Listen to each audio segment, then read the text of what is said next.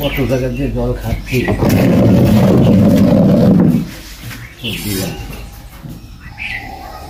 তাহলে আসল জল কত খাওয়া হবে? হ্যাঁ, আসল জল কিনা খাওয়া হবে?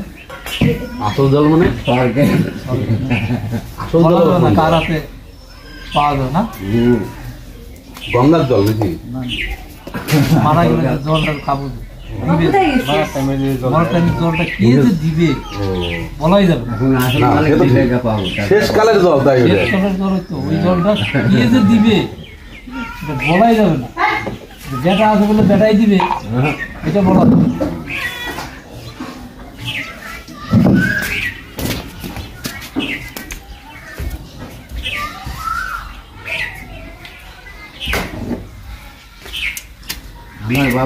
এটাই বসেন না, ওই ভালো লাগে না দেখতে। এই যে কিছু হবে, বসেন বসেন বসেন, আমার এই ঠ্যাঙের জন্য এইভাবে বসি, আরাম করে বসেন।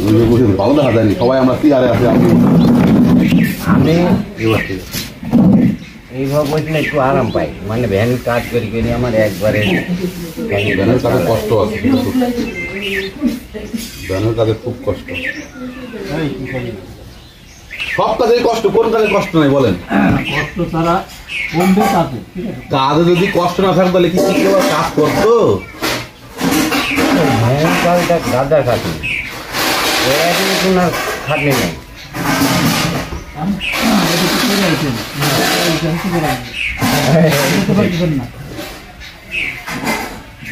জমি যদি বেচতে পারতাম সব কিছু করতে পারতাম। জমি? কিসের জমি? ধানের মানে চাষের জমি না? বাড়ি ভিটা। কোথায় বাড়ি? বাংলা ছিল। বাংলাদেশে? হ্যাঁ, আমি শুনছি আমার গল্প দাদু ঠাকুরদার কাছে, বাংলাদেশে নাকি খেজুর গাছের মতো লাইন দিয়ে নারকেল গাছ ছিল, বড় বড় নারকেল গাছ। আর নারকেল গাছে নারকেল ধরতো মানে ঝাঁপে ঝাঁপে, এত নারকেল ধরতো, খাওয়ার লোক নাই। আপু না চলে আসলো যে কেন তাহলে এত সুন্দর সব নাকি আবহাওয়ার ঝোঁকে হাওয়ায় চলে আসে, আমি যাবো ও যাচ্ছে আমিও যাই।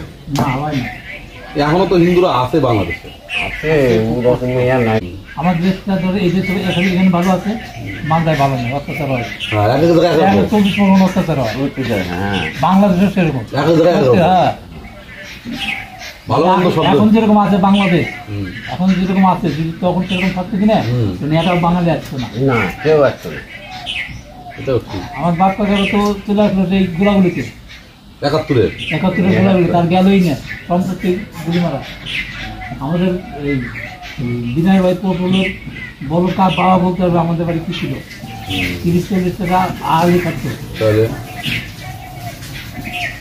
বাবারে যে সম্পত্তি লাভ নাই, যদি বেচতে পারতাম বলতে যে কি এই ভ্যানের কাজ বলতে আমার ভাগ্য হতো না।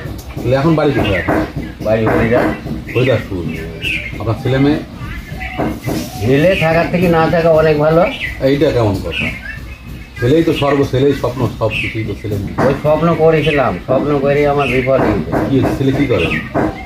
একটা ভুটভুটি চালায়, একটা ভ্যান চালায়। ইনকাম করছে কিনা? ইনকাম করে আলাদা থাক। আজ যদি আমি এইভাবে থাকি তাহলে বিয়ে শাদী হয়ে গেছে নাকি?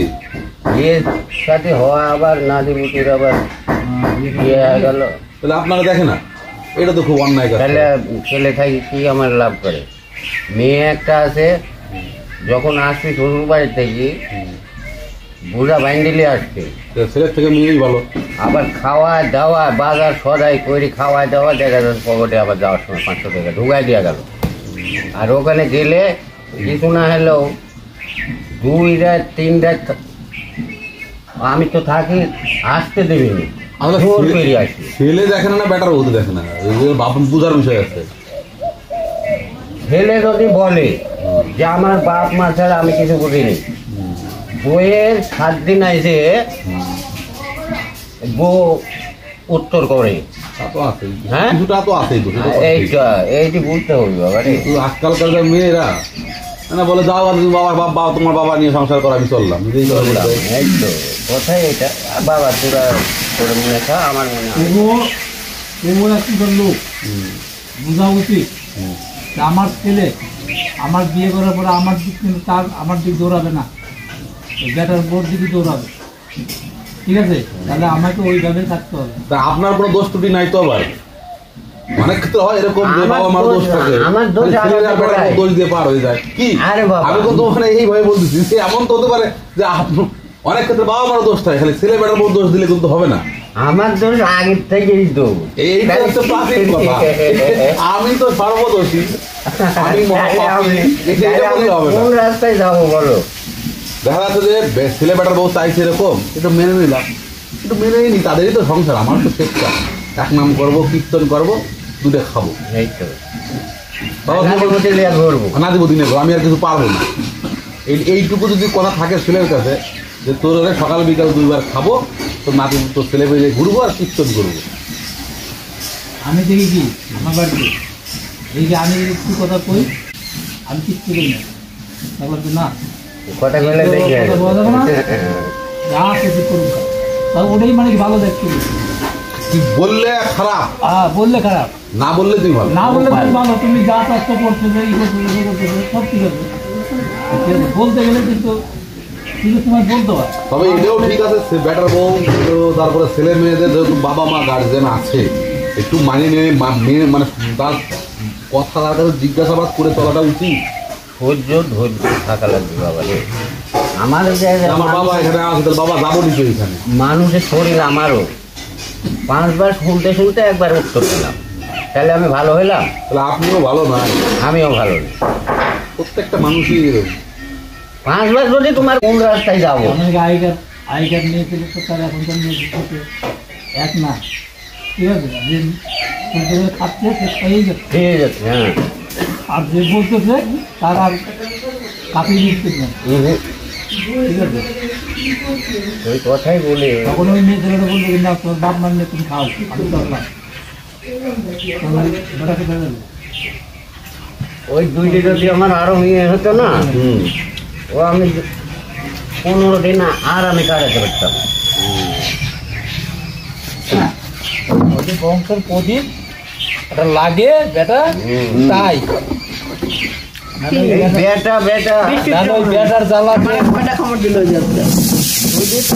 যখন বেটা হলো ফট করে তখন খাবো। আমি বললাম, বেটা দিলে একটাও কি আমার মেয়ে হবে নি?